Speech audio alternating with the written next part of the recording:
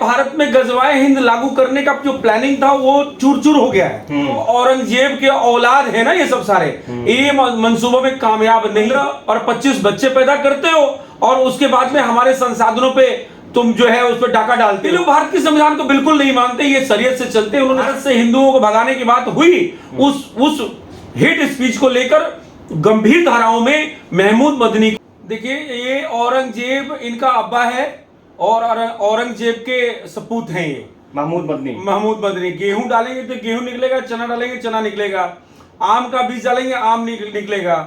और औरंगजेब आक्रामककारी था, उसने भी बीज डाल दिया है, ऐसे ये बीज यहाँ पे रह गए हैं और ये देश को अंदर अंदर खोखला कर रहे हैं। और जहां तक आप करें ट्रेंडिंग में है, ये एक विधर्मी है।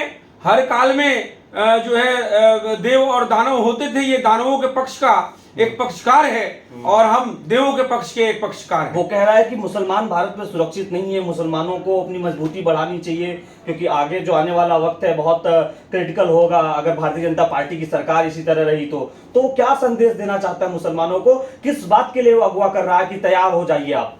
वो तैयार कर रहा है भारत में गजवाए हिंद लागू करने का जो प्लानिंग था वो चूर चूर हो गया है। कारण ये है कि 2014 में जब ईश्वरीय मोदी जी की सरकार बनी तो उस समय से ये विधर्मी फड़फड़ा रहे हैं, इनकी कोई कुछ भी चल नहीं पा रही है। एनआरसी आ गया, सीए आ गया, 370 हट गया, राम मंदिर बन गया, अब यूनिफॉर्म सिविल कोड आ रहा है। तो कहीं ना कहीं ये उसी से घबराए हुए सब और एकत्रीकरण अपना दिखा रहे हैं। लेकिन आपको ये बता दें, ये जो औरंगजेब के औलाद है ना ये सब सारे, ये मंसूबों में कामयाब नहीं हो पाएंगे, ये दृढ़ निश्चय के साथ मैं कह सकता हूं। उनका कहना है एक नहीं 10 बच्चे पैदा करे, 20 बच्चे पैदा करे। आप कौन होते हैं निर्धारित करने वाला कौन कितना बच्चा पैदा करेगा? भारत संविधान से चलता है और भारत के संसाधनों पे यहाँ के लोगों का हक है।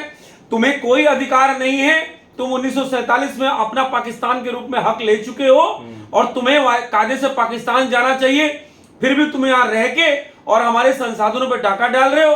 तुम 15 और 25 बच्चे पैदा करते हो और उसके बाद में हमारे संसाधनों पे तुम जो है उस पर डाका डालते हो।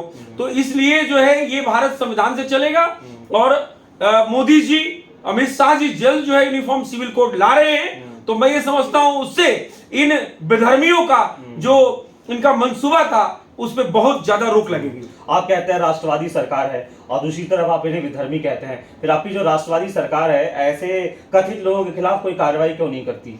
नहीं, बिल्कुल करती है। देखिए तमाम ऐसे, अभी यासीन मलिक जो है आजीवन कारावास में गया हुआ है, ऐसा नहीं होता है। लेकिन क्या है कि उसकी एक न्याय प्रणाली है, उसके तहत कार्रवाई होती है। ऐसा नहीं हो कि प्रधानमंत्री जी किसी को पकड़ के बंद कर देंगे। वो एक भारत में न्याय व्यवस्था है, भारत संविधान से चलता है, इनके शरीयत से तो चलता नहीं है। ये कोई अफगानिस्तान तो है नहीं। और नेचुरल सी बात है, आज न्यायपालिका कहीं ना कहीं स्वतंत्र रूप से काम कर रही है, तो वो देख रही है कि किस तरीके से हमें जो भारत के संविधान को देखते हुए और चीजों को ऑर्गेनाइज तरीके से चलाना है। तो क्या लगता है आपको, जो महमूद मदनी है, क्या ये भारत के संविधान को नहीं मानते?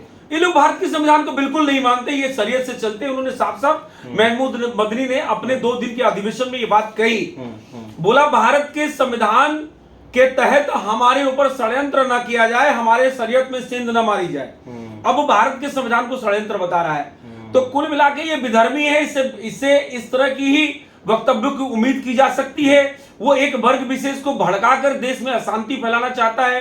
हिंदू आर्मी मांग करती है कि देवबंद में जो 2 दिन का अधिवेशन हुआ उसमें जो हेट स्पीच हुई, जो भारत से हिंदुओं को भगाने की बात हुई, उस हेट स्पीच को लेकर गंभीर धाराओं में महमूद मदनी को खासकर बड़े जेलों में शिफ्ट कर देना चाहिए।